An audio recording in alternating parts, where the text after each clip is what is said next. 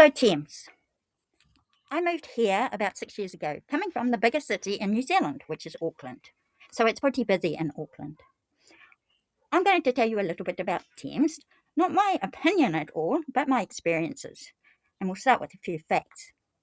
Thames is just over 7,000 people. That's the population. On Steampunk Day, they have a big celebration. And what is steampunk?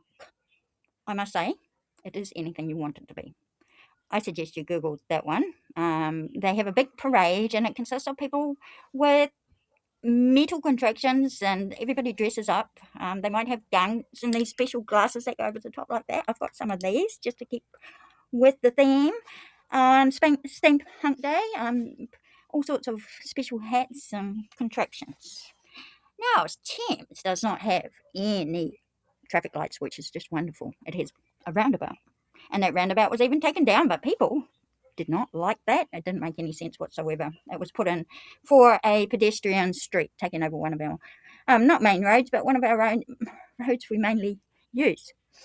So, now, what about, it's got a coast. Yes, the coast goes all along to Coromandel, and it's not a surf beach, but it's a good place to run your dog or go for a lovely walk or get some oysters or pippies, cockles. What else about Thames? Well, I came here not to get away from the hustle and bustle, but to get away from what was going on in Thames, in Auckland, for a break. I'd previously applied for a job in nursing, but I hadn't made it to the interview because of something that was happening in Auckland, which one day I'm going to tell people about. So Thames is a beautiful place. I mean, there's wildlife everywhere and lots of bushes, privacy, views, beautiful. People are friendly. You get to know people really fast. It's just a nice sized population. So even if you don't have any friends, you can go out and make them. People remember you and invite you into their little group.